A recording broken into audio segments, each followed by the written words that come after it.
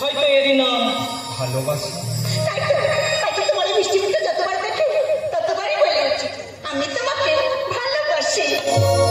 ভালোবাসো তুমি শুনেছি অনেকবার, সেদিনেরই মতো লাগেনি তো কবুয়া। ভালোবাসো তুমি শুনেছি অনেকবার, সেদিনেরই মতো লাগেনি তো কবুয়া।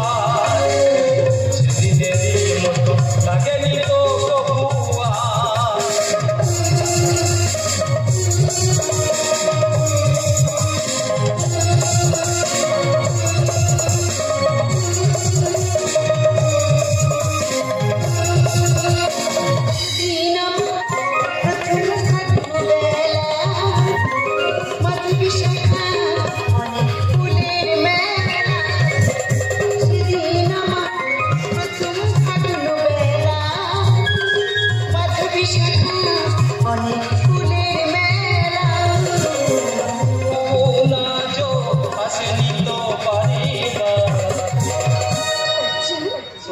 সেদিনের মতো লাগেনি তো কবুয়া।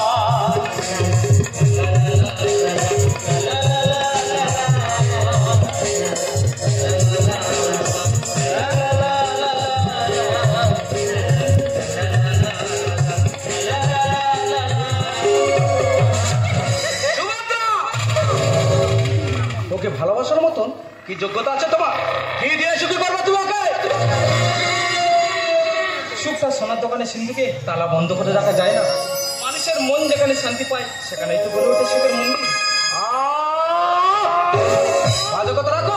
আমার বোন কখনো শেষ করে পাচ্ছে তোমার এই ভাব তো রাখতে পারবে না। কেন পারবে না দাদা? বিয়ের পর নিজের স্বামী ঘরও আসে স্বর্গ। আর তাই তো দক্ষিণা জন্মে পার্বতী শিব ঠাকুরের মতন একজন ভিখারির হাত ধরে ঘর ছেড়েছিলে। তুই যদি ওর সঙ্গে চলে যেতে চাস তাহলে আমার আশীর্বাদের হাতটা তোদের মাথায় রে।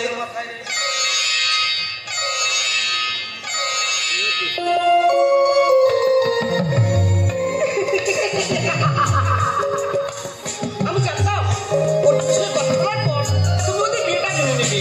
তাই তো সমুদ্রকে আমি বলেছিলাম অর্জুনকে নিয়ে আমাদের এই বাড়িতে আসতে। তাই তো তোমাকে জানাই অনেক অনেক ধন্যবাদ। আমি ঈশ্বরের কাছে কামনা করি তোমাদের দাম্পত্য জীবন যেন সুখের হয়। দাদা আমি তাহলে অর্জুনকে একটু এগিয়ে দিয়ে আসি। তাই যাবো। বাই দাদা। টাটা। যারা রক্ষিণী সুভদ্রার রচিকে দেখলে আমার সেই পুরনো দিনের কথাগুলো মনে পড়ে যায়। তাই বুঝি আমার ছোট্ট বোনের হাত ধরে ওই বাংলাদেশ থেকে এদেশে এসেছিলাম। মাথা গোজার মতন কোনো আশ্রয় ছিল না। আর তোমার দাদা যুধিষ্ঠিরা আমাদের আশ্রয় দেয়। তারপর দুজন দুজনকে ভালোবেসে ফেলে। দাদা আমার বিয়েতে এই অর্ধেক সম্পত্তি আমার নামে লিখে দেয়। বিয়ের পরে হানিমুনে যায় ওই তামিলনাড়ুর কন্যাকুমারীতে। আর সেখানে ঘটে যায় সেই ভয়ঙ্কর দুর্ঘটনা। সেই ভয়ঙ্কর সুনামিতে তোমার যুধিষ্ঠিরা মারা যায়। কথা বলছো দাদা মরতে পারে না। দাদা এখন আমার কানে পাইছে। দাদা আমার কানে কানে কেন বলছে? মানুষ কাকে বলে জানি না, বুঝতে না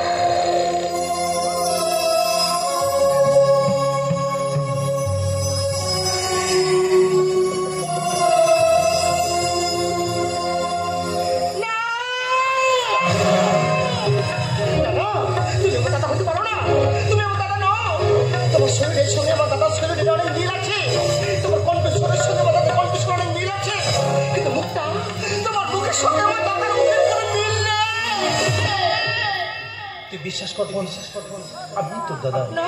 ওই ভয়ঙ্কর সুনামিতে পাথরের গায়ে ধাক্কা লাগার পর আমার মুখটা ক্ষত বিক্ষত হয়ে যায়। তারপর প্লাস্টিক সার্জারির পর আমার এই পরিবর্তন হয়। তুই বিশ্বাস কর বোন, আমি তোর দাদা। তুই বিশ্বাস কর।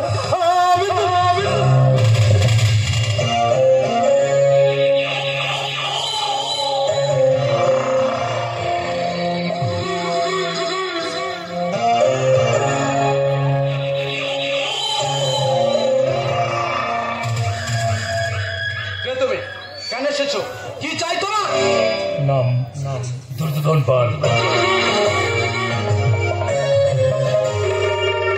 তুমি রামায়ণের মন্ত্রার মহাভারতের সকলেই বাইন করে মারা জীবনে হয় কুরুক্ষেত্র। এই সম্পত্তির অর্ধেক ভাগ আমি তোমাকে পুলিশের হাতল খারাপের জন্য গুন্ডাদের ডেরায় বড় হয়েছে আমি। আমার পেশা মিথ্যা কথা বলে আমার গলার মালা। তুই যেখানেই যাবি সেখানেই যাবো, শুধু যাওয়ার আগেই বোন আর বইয়ের কথা ভেবে যাস, কারণ মেয়েদের কোনো অত্যাচার করতে আমার খুব কষ্ট লাগে। আমি তোমাকে খুন করবো সকলের বালগুলো মানাবি। যেখানেই হয় কুরুক্ষেত্র নয়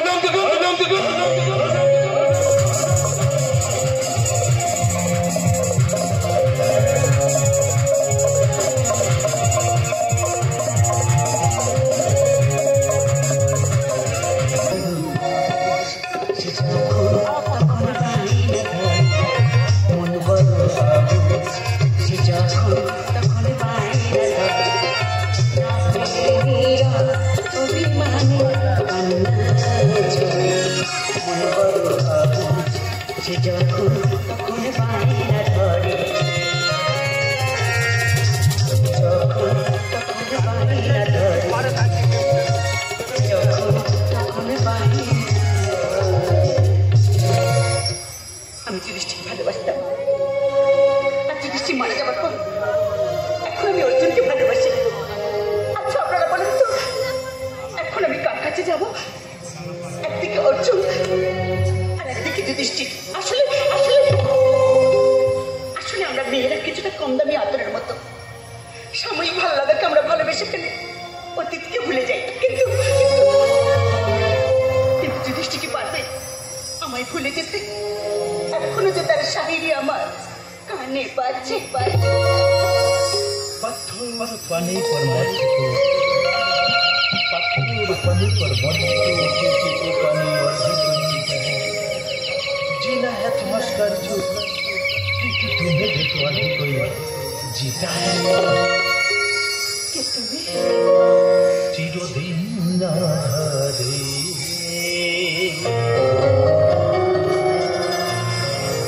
केटे गेल रे जीवन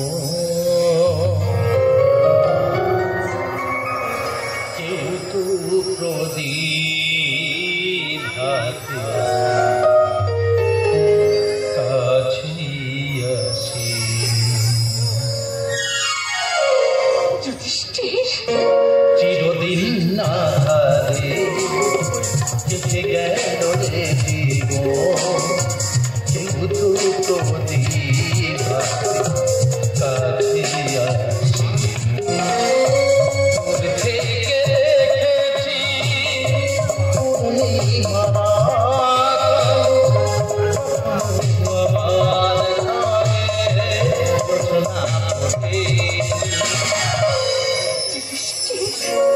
চিরদিন আধারে কেটে গেল এ জীবন কেউ তো প্রদীপ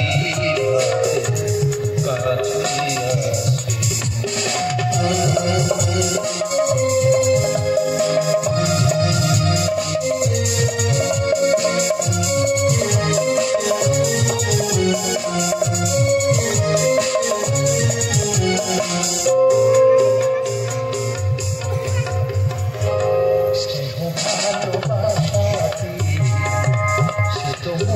জানে না মমতার ছোঁয়াতে সে তো মন বোঝে না স্নেহ ভালোবাসাতে সে তো মনে জানে না মমতার ছোঁয়াতে সে তো মন বোঝে আরে যদি মন থেকে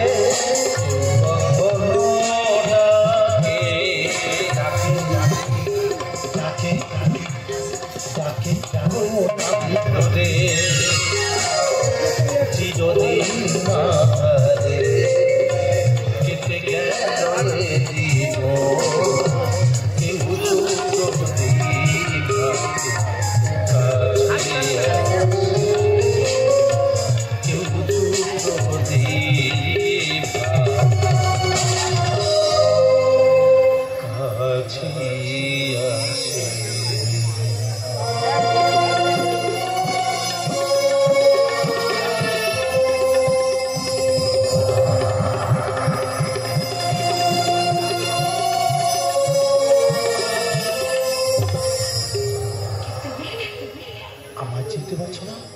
আমি তোমার যুধিষ্ঠির। না না না, তুমি আমার যুধিষ্ঠির হতে পারো না, তুমি আমার যুধিষ্ঠির হতে পারো না। হৃদয়ে প্রেমের শিখা না পারি জ্বালাতে, না পারি তোমায় আমি যেতে।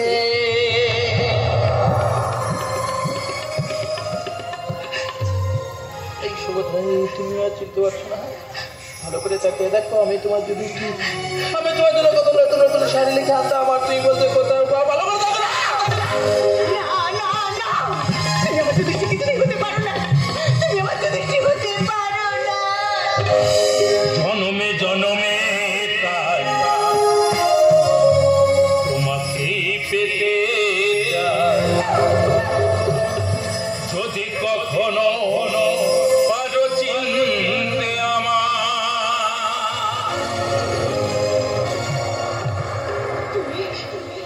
পারো কি গো চিনতে আমার, তুমি পারো কি গো চিনতে আমার।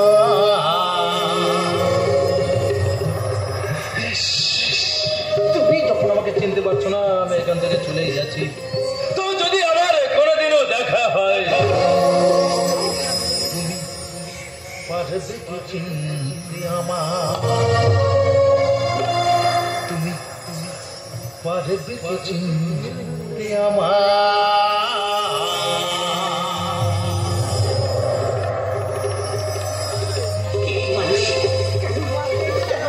শুনে আমার বারবার মনে হয় আমার অনেক ফিরছে না, আমার অনেক ফিরছে না, জানাই শিকার।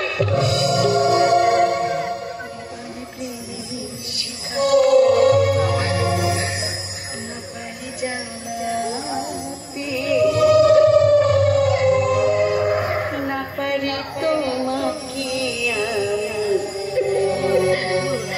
আজ ভুলে যেতে। সুভদ্রা, সুভদ্রা, এ কি তোমার চোখে জল? ও হো, বুঝেছি। তুমি হয়তো ভাবতো দাদা যে ছবিটা আনার জন্য আমাকে বিহারে পাঠিয়েছিলেন, সেই ছবিটা আমি আনতে পারবো কিনা, কিন্তু না গো না, আমি সেই ছবি নিয়েই এসেছি। দেখো আর দেখো না, আর দেখো আর দেখো না। তুমি আমার এই আনার ছবির সঙ্গে তোমার চেহারা এত মিল। ছবিটা আমার তাই এত মিল।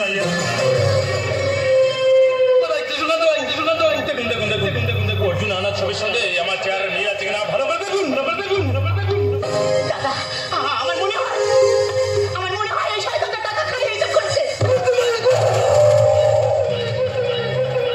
অবশ্যই টাকা খাইয়ে করেছে, তবে বিহারি ক্লাবের অতগুলো সদস্যদের টাকা খাওয়ানো থেকে যে ছবিটা আনতে গিয়েছিল, আই মিন অর্জুনকে টাকাটা দিলে কেমন হয়?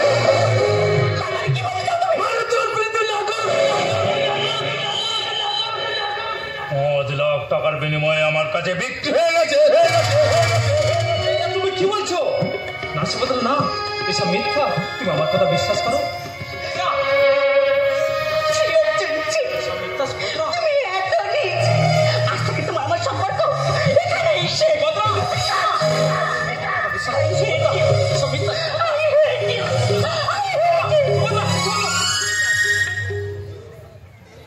সব বন্ধ হয়ে গেল। এই মাস্টার একটা প্যাথেজ মিউজিক বাজাও। আরে না না না, এরকমটা না, বুঝতে পারছো না? প্রেমে আঘাত পেয়েছি, এমন কিছু একটা বাজাও যেন ভেতরটাতে এসে লাগে।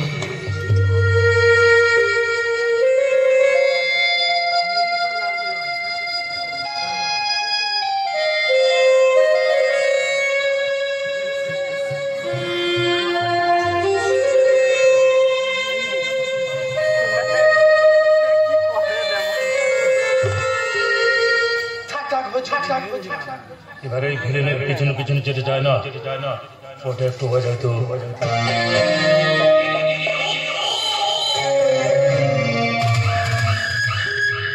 রোম সাম্রাজ্য যখন ধ্বংস ছিল তখন সম্রাট ধুলো বাজিয়েছিল বেয়ারা, আর চৌধুরী বংশ যখন ধ্বংস হবে আমি বাজাবো বাঁশি।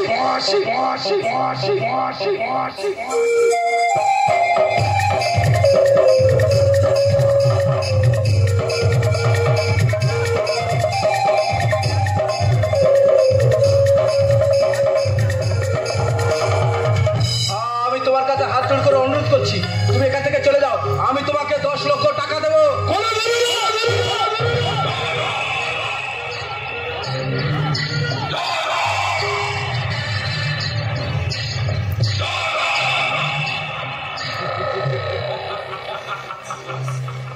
কেমন বুদ্ধি করে এই অর্জুনকে তোমাদের সামনে ভিলেন বানিয়ে দিলে বলে।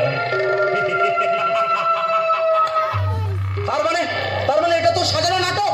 ভগবান তোর এই পাপ কোনোদিনও ক্ষমা করবে না।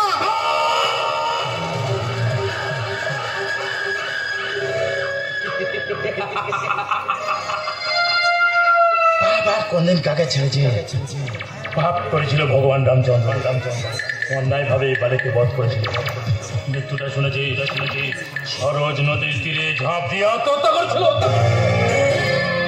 পাপ করেছিল ভগবান কৃষ্ণ। ছলনা করে গান্ধারীর 100 ছেলেকে মেরেছিল। গান্ধারী অভিশাপ দিয়েছিল ছিল যদু বংশ ধ্বংস। মৃত্যুটা শুনেছি জরা ব্যাগ তীর মেরেছিল। আমিও মরবো। তবে তুই বাঁচবি তো। তবু ভারতবর্ষের মানুষের বিচারে তুই কোনোদিনও ক্ষমা পাবি না। কৃষ্ণ বন্ধু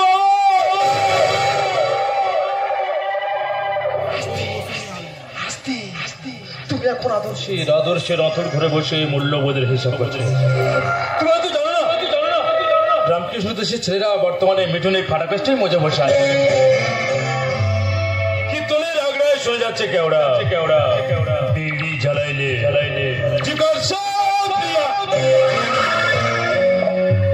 টাটা বাটা আম্বানি জিন্দাল কোটি কোটি টাকা নিয়ে বসে আছে। এ দেশের সবুজ মাটি কেটে শ্মশান করবে বলে। আর আমাদের মধ্যে 2 নম্বরী জালেমানেরা কাঁচি হাতে নিয়ে দাঁড়িয়ে আছে সেই শ্মশানের ফিতে কাটবে বলে। আর আগে ভারতবর্ষের মানুষ তোর গোলাম করে দেবে।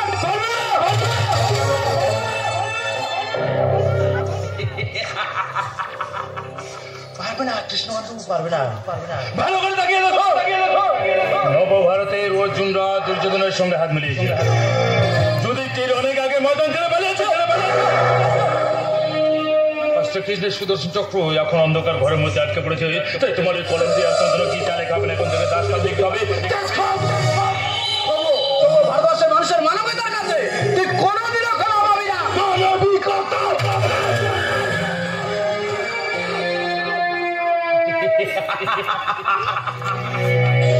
ভারতবর্ষের মানুষের কোনদিন মানবিকতা ছিল?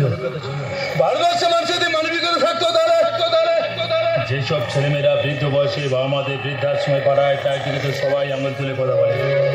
কিন্তু যেসব বাবা মারা পরকীয়ায় লিপ্ত হয়ে হাজার জারদ সন্তান জন্ম দিয়ে অনাথ আশ্রমে পাঠায় তাদের বিরুদ্ধে কথা বলে না।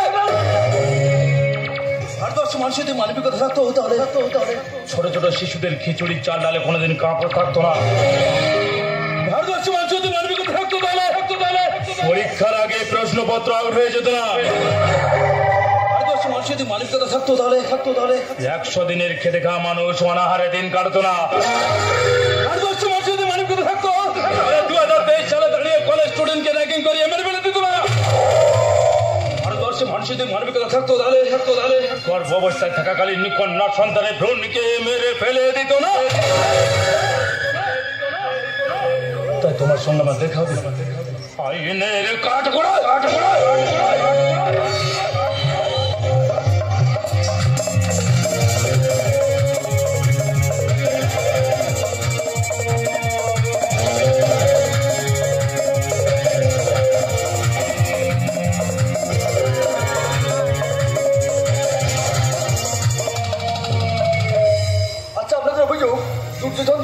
যে আমরা দলদের চুক্তির ভাগ চাইছেন। হ্যাঁ স্যার, আমরাও শাস্তি চাই, তার জন্য যে উপযুক্ত প্রমাণ চাই। প্রমাণ আমি দেবো সে। আমার 9 বছর বয়স, আমার জন্মদিনে আমার দাদা আমার জন্য একটা ছোট্ট উপহার আনছিল, কিন্তু একটা অ্যাক্সিডেন্টে সেই উপহারটি ভেঙে যায়। আমি সেটা একটু বেশি কেঁদেছিলাম, তখন আমার দাদা আমাকে বলেছিল মনের ব্যথা ভুলে জীবনটাকে আরো ভালোবাসতে শেখো।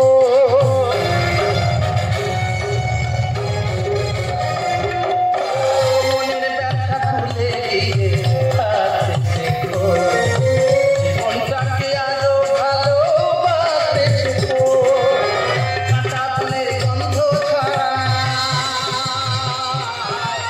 কাঁটা ফুলের গন্ধ ছাড়া গোলাপ বাগিচায় কাঁদলে কি আর, কাঁদলে কি আর, কাঁদলে কি আর কাঁদলে কি আর দুঃখ চলে যায়। চোখের জল ফেললে শুধু, চোখের জল ফেললে শুধু দুঃখ বেড়ে যায়। কাঁদলে কি আর, কাঁদলে কি আর দুঃখ চলে যায়। কাঁদলে কি আর দুঃখ চলে যায়। কাঁদলে কি আর দুঃখ চলে যায়।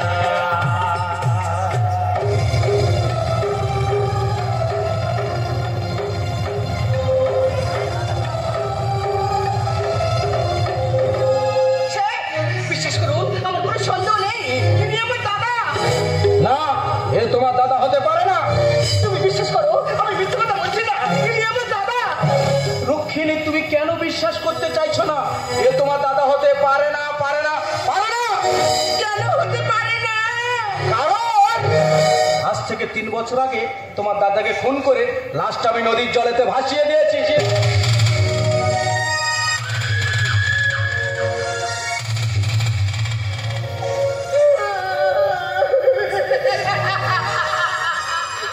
কৃষ্ণকান্ত বাবু, যুধিষ্ঠির বাবুর হত্যার অপরাধে আমি আপনাকে গ্রেপ্তার করলাম। আপনি গ্রেপ্তার করুন মানে? ইয়েস, আমি দুর্যোধন নই, যুধিষ্ঠির নই, আমি হলাম সিআইডি অফিসার কর্ণধর চৌধুরী। যুধিষ্ঠির বাবু যে খুন হতে পারেন সেটা একটা চিঠির মাধ্যমে আমাদেরকে জানিয়েছিলেন। শুধু তাই নয়, যুধিষ্ঠির বাবু যে কৃষ্ণকান্ত বাবুর হাতে খুন হতে পারেন সেটা চিঠিতে উল্লেখ করেছিলেন, আর সঙ্গে ছেলেবেলা থেকে লেখা ডায়েরিটাও পাঠিয়েছিলেন। যে ডায়েরি থেকে আমি পেয়ে যাই শায়রি, কবিতা সবকিছু। আর তাই সর্বপ্রথম দুর্যোধন সেজে এবং পরে যুধিষ্ঠির সেজে কৃষ্ণকান্ত বাবুর উপর মানসিক চাপ সৃষ্টি করতে থাকি, যাতে মানসিক চাপ সহ্য করতে না পারে খুনির কথাটা নিজের মুখে স্বীকার করে। Inspector arresting. রুক্মিণী দেবী বলুন, সবসময় একটা কথা মনে রাখবেন, দুধ কোলা দিয়ে যতই পোষো, বিশ্বাস করো না সাথী। কৃষ্ণকান্ত বাবু, একটু মন দিয়ে শুনবেন। সবাই সবাইকে ছেড়ে দিল, পাপ ছড়ে না বাপকে।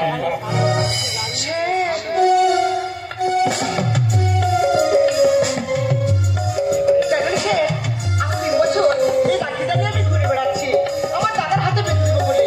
কিন্তু জানেন, দাদা তো আজও এলো না। এই লাঠিটা তুমি পড়বে দাদা। বেশ, আজ থেকে নয় তোর যুধিষ্ঠির দেহ হয়ে বেঁচে থাকবো। দে পড়িয়ে দে, পড়িয়ে দে।